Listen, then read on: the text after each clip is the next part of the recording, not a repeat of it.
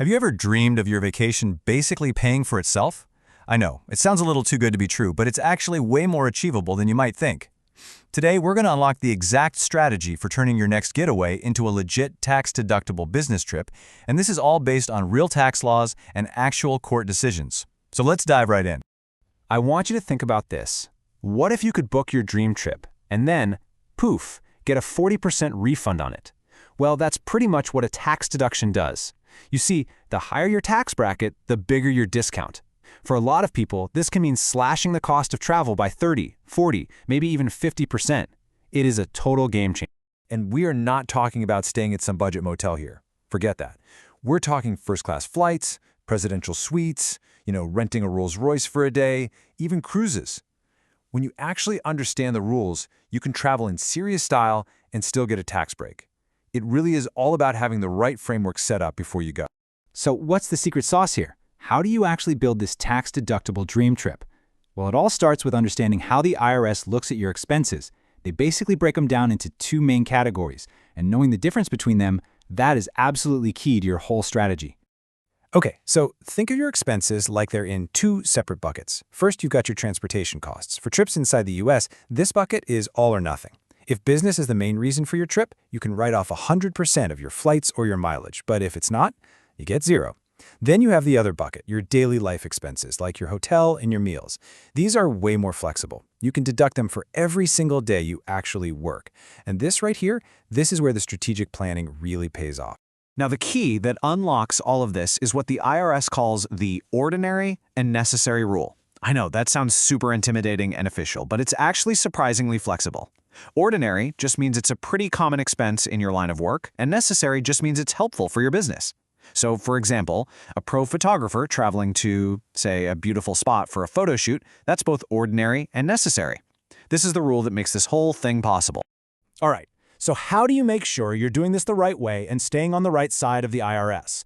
Well, tax experts have basically boiled down decades of court cases into 5 super clear rules. If you can master these, you'll have a completely bulletproof plan for your deductions. Let's break them down. So, here they are, the 5 golden rules. You have to 1. Have a clear profit motive. 2. Stay overnight. 3. Pass something called the for-only test. 4. Make business your primary purpose. And 5, and this one is huge, keep amazing records. Let's dig into the most important ones. Okay, rule number 1 is all about the profit motive. You need a solid, documented business reason for this trip. It's not enough to just say, hey, I want to go to the beach. You have to be able to clearly show how this trip is specifically designed to help you make money, whether that's right now or somewhere down the road. Next up is what they call the for-only test, and this is a really simple but powerful gut check question.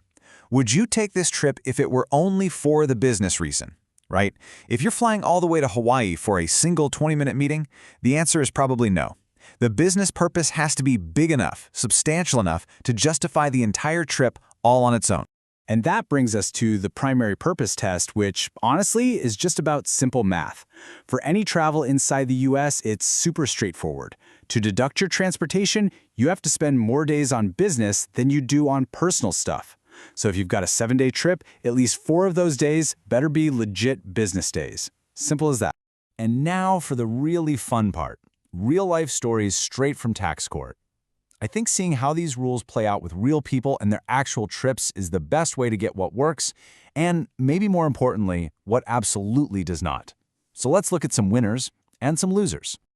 So meet Charles Hinton. He was a business owner who held his board meetings in places like New Orleans and Puerto Rico. The IRS, of course, said no way, but the court actually said yes. Why? Because Hinton was able to prove that having the meetings in these fun locations was essential to get his important guests to actually show up.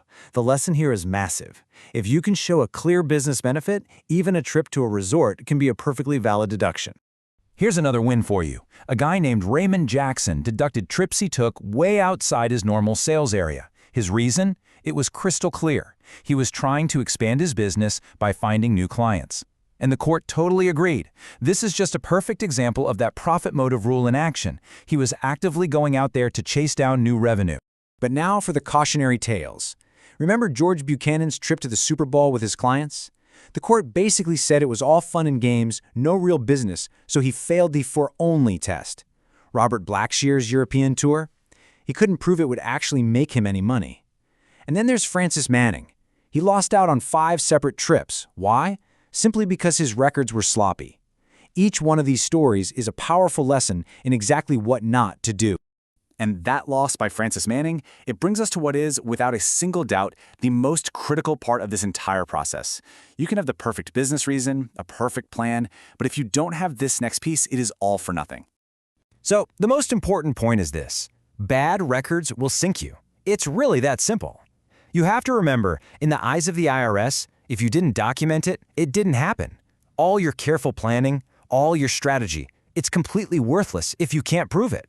So what do you need to write down? It's a pretty simple checklist. How much you spent on every single item, the dates you traveled, where you went, how many days were for business versus pleasure, and, this is the most important one, the specific business reason you were there. This is your evidence. You have to be meticulous. Okay, so you are now armed with the knowledge to plan smarter, more affordable trips. And remember, this isn't about trying to cheat the system. It's about understanding the rules of the game and using them to your advantage. Here's one final checklist to make sure you get it right every single time. Here it is, your action plan. Before you even book anything, define that profit motive. Plan for an overnight stay. Run your idea through that for-only test. Make sure your business days are going to outnumber your personal days. And from the very beginning to the very end, document absolutely everything. That's it. That is the formula for success. And that's a wrap. Now you know that with just a little bit of strategic planning, your next trip could be your most rewarding one yet, both personally and financially. The world is just full of opportunities for business and adventure. So the only real question is, where will you go next?